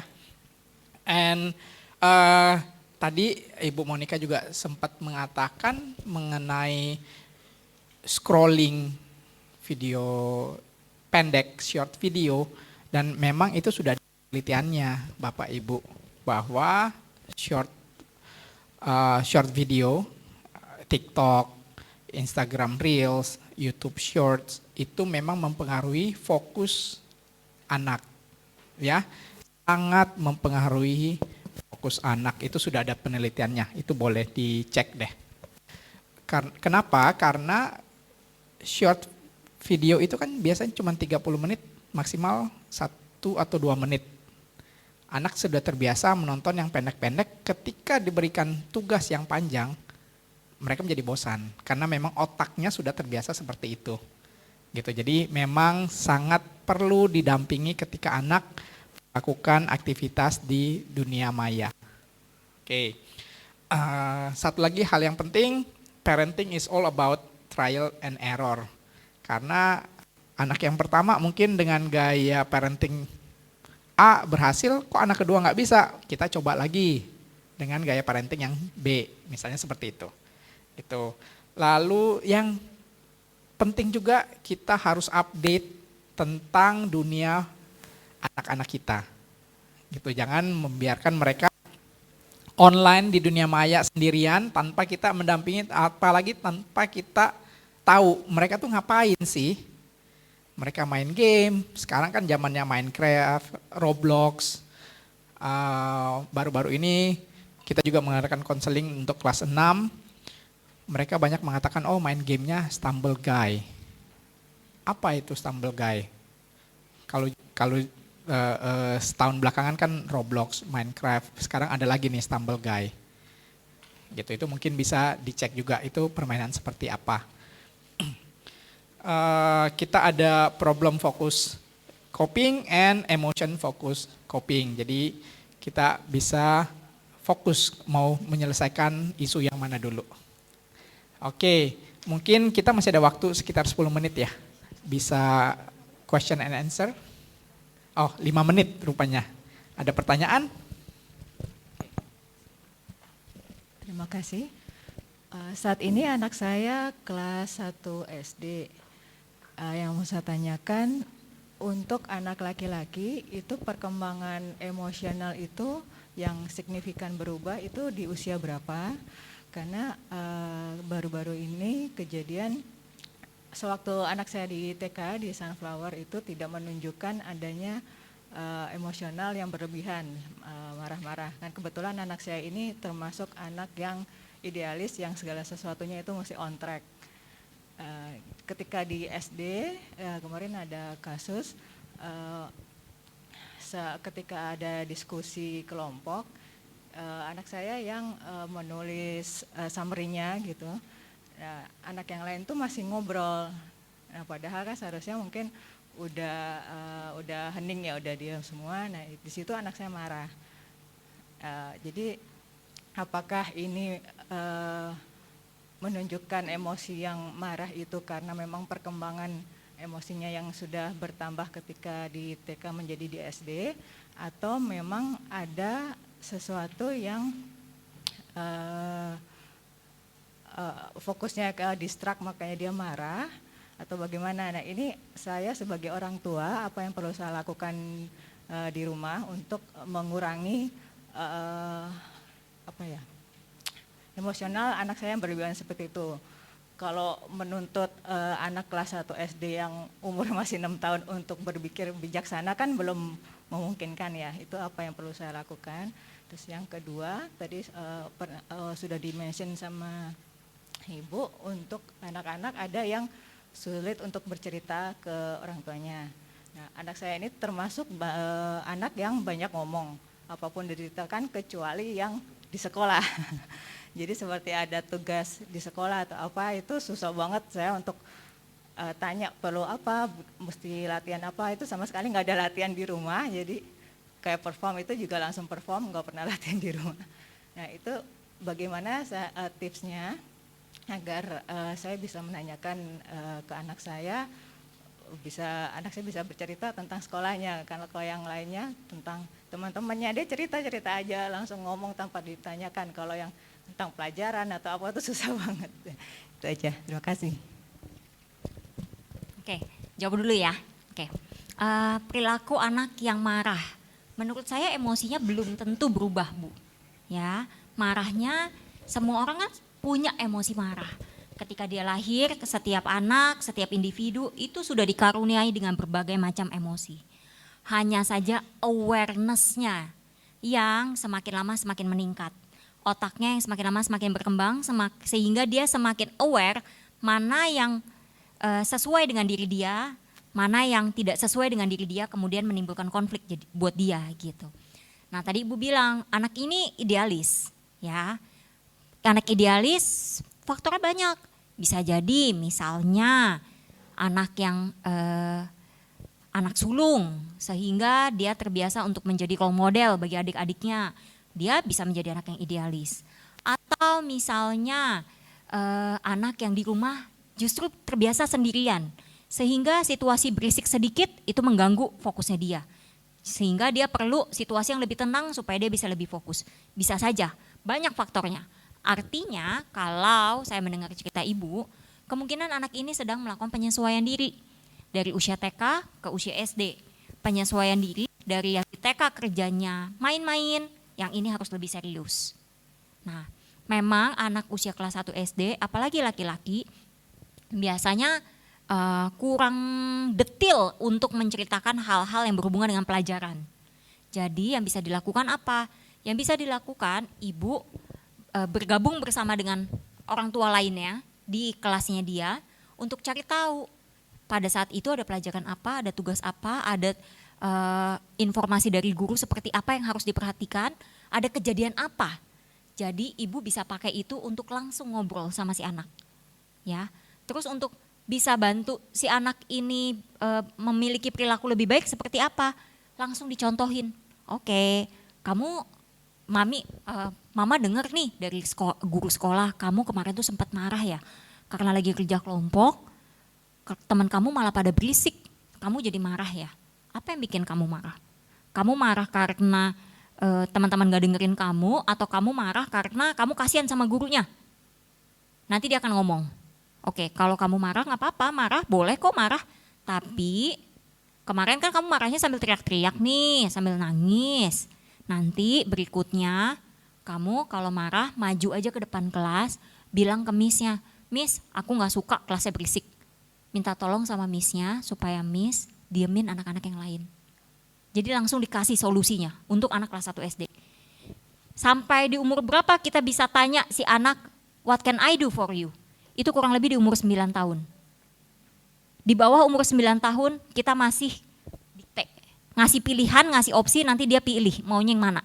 Boleh dipancing yang tadi, kalau anaknya gak mau cerita kita pancing. Mama denger nih ada kejadian ini, ceritanya gimana ya? Itu boleh. Gitu. Ya, oke.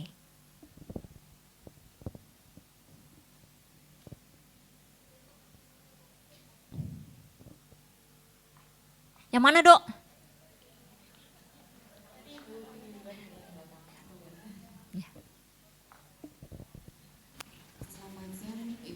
Ya.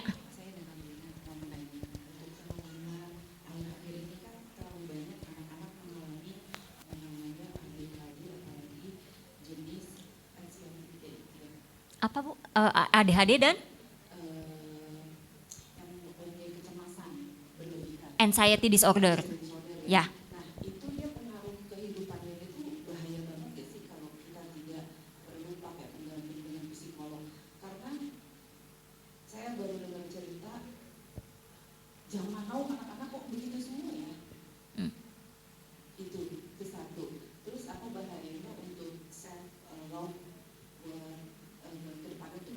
Bahayanya.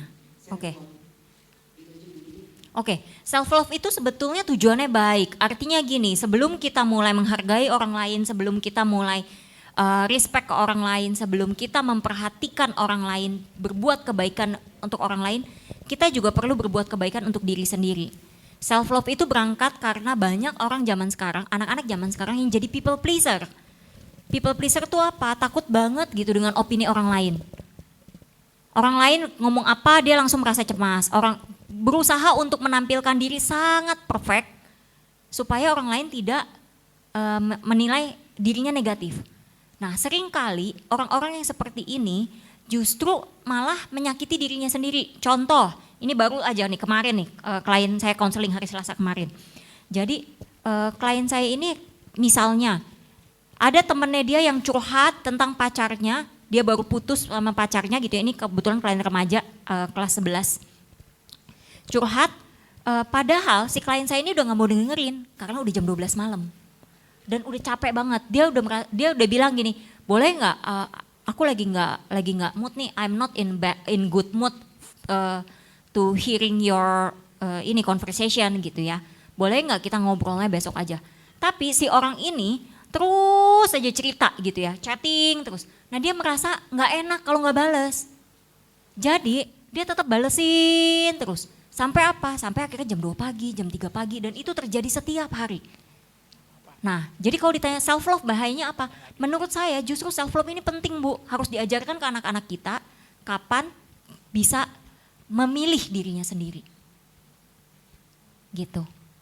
Itu satu. Terus kalau tentang ADHD dan anxiety disorder. ADHD dan anxiety disorder, dua hal ini memang saat ini banyak banget didapati, ya, didiagnosa, ditemukan pada anak-anak dan remaja, ya. Tapi dua hal ini dua hal yang berbeda. ADHD itu gangguan neurodevelopmental. Artinya ada gangguan ini terjadi karena ada perbedaan perkembangan sistem saraf di otaknya dia.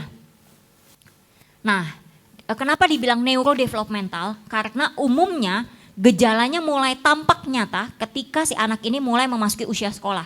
6 tahun, sekitar 6 sampai 7 tahun, itu mulai kelihatan tuh gejalanya. Kenapa sih? Karena ketika di usia TK, dia memang kelasnya kelas bermain. Jadi kalau dia nggak bisa fokus, diajak ngobrol masih nggak nyambung, kemudian lagi ngomongin apa tiba-tiba bisa nunjuk ke arah lain, lagi circle time dia jalan-jalan, itu normal, itu nggak apa-apa gitu, masih dianggap nggak apa-apa. Tapi begitu di usia SD kan ada aturan, ada disiplin, anak harus lebih patuh, lebih duduk diam, atensi, lebih fokus. Nah ketika si anak, guru lagi menjelaskan, dia malah jalan-jalan di sekitar temennya, kemudian guru lagi ngomong apa, tanpa angkat tangan dia bisa nyeletuk out of nowhere gitu ya. Nah itu mungkin gejala ADHD. Itu adalah gangguan perkembangan sistem saraf di otak. Nah ADHD sendiri intensitasnya ada beberapa macam, mulai dari mild sampai severe. Nah yang bisa menentukan intensitasnya itu adalah kita lihat seberapa terganggu si anak ini. Apakah gangguannya hanya di fungsi kognitifnya saja, di akademik pada saat dia belajar di sekolah, atau melebar kemana-mana, ke sosialnya, ke emosionalnya. Nah kalau semakin banyak ranah yang terganggu, maka mau tidak mau dia butuh psikolog, butuh penanganan lebih profesional. Kadang-kadang psikolog pun memerlukan bantuan psikiater pada anak-anak yang gangguan fokus dan hiperaktivitasnya sangat parah. Nah itu ADHD. ADHD ini bisa menimbulkan kecemasan pada si anak. Kenapa? Karena biasanya anak ADHD akan dicap sebagai anak yang troublemaker, nakal, nggak bisa ngikutin aturan, tidak menyenangkan saat bermain, bandel. Itu mempengaruhi self esteem dia. Itulah yang menimbulkan kecemasan. Tapi anxiety disorder itu bisa muncul di usia berapapun. Jadi beda. Kalau si ADHD tadi adalah gangguan perkembangan, jadi sebetulnya dari kecil semestinya sudah kelihatan gejalanya, tapi baru bisa didiagnosa di usia sekolah. Sementara anxiety disorder itu sudah bisa didiagnosa dari usia berapapun. Misal, selective mutism pada anak usia 5 tahun, 6 tahun, yang dia selective mutism itu hanya mau ngobrol dengan orang tuanya, atau hanya mau ngobrol dengan orang-orang di dalam rumah. Kalau keluar rumah, dia nggak bisa jawab. Mau jawab, tapi cuman atau kedip-kedip mata. Selective mutism itu termasuk gangguan kecemasan. Nah, kalau sudah namanya gangguan, memang harus ditangani. Jadi biasanya kalau ada klien datang, saya akan lihat dia punya isu kecemasan atau tidak. Kalau isu kecemasan, kita semua pasti punya isu kecemasan, ya. Cemas terhadap apapun, kita pasti punya. Itu adalah respon tubuh yang normal. Nah, isu kecemasannya ini menimbulkan gangguan atau enggak? Kalau menimbulkan gangguan, maka perlu terapi. Gitu. Cukup jelas ya Bu ya? Ya, thank you. Oke, mungkin one last question ya. Oke, one last question nih. Habis ini kita disalahin nih sama ibu-ibu nih. Kenapa nggak dipilih? Selamat pagi Bu Monica, saya Tia. Saya punya beberapa anak dan dengan karakternya masing-masing. Salah satu yang saya mau tanyakan adalah anak yang sudah menyebutkan dirinya memiliki tidak enaknya menjadi anak tengah. Jadi kemungkinan dia mempunyai sindrom anak kedua atau sindrom anak tengah. Keluhan yang tadi Bu Monica sebutkan seperti dia pusing, dia sakit perut, itu juga sudah saya tanyakan ke dokter anak. Tapi dokter anak pun menyebutkan di usia anak saya ini, saat ini 9 tahun, tidak bisa dilihat apakah benar sakit atau secara psikologis. Dia juga ada kecenderungan untuk menjaga makannya, dalam artian takut gemuk, padahal dia firm, skinny dan berotot gitu, maksudnya sehat gitu. Laki-laki perempuan Bu? Perempuan. Lalu mungkin ada sibling referee juga, karena misalnya adiknya bisa mendapatkan prestasi, sedangkan dia tidak, dia jadi menanyakan dirinya sendiri padahal dia sudah melakukan yang terbaik. Pada tahap apa saya perlu konsultasi psikolog untuk hal ini? Terima kasih. Ya, sebetulnya konsultasi ke psikolog itu sama seperti kita melakukan pemeriksaan fisik. Ada yang namanya medical check up. Ya, sebelum kita merasakan sakit, kita melakukan medical check up. Untuk apa? Untuk mencegah terjadinya masalah lebih lanjut. Sama, ke psikolog juga seperti itu. Jangan tunggu ada masalah dulu nih Bu. Kalau Ibu memang sudah merasa ada kesulitan untuk handle anak ini, ya beberapa gejalanya tadi Ibu udah sebutin gitu ya. Lebih baik dilakukan konsultasi supaya bisa dicegah, supaya tidak berlanjut gitu.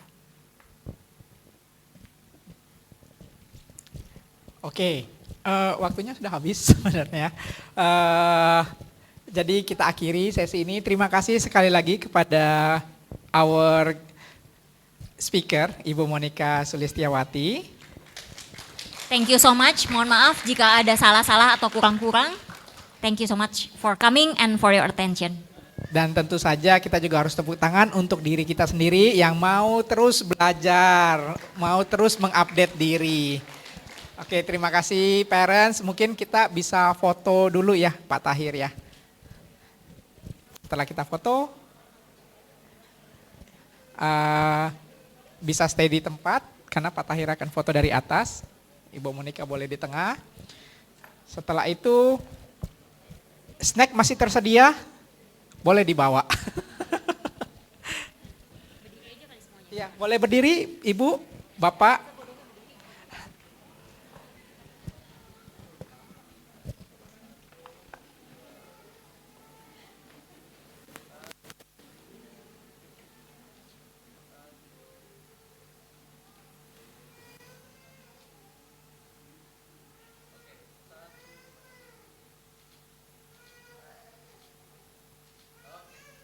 Oke, terima kasih Ibu-ibu dan Bapak. Materi hari ini akan kami segera kirimkan via WA sekolah. Jadi mohon menunggu. Terima kasih.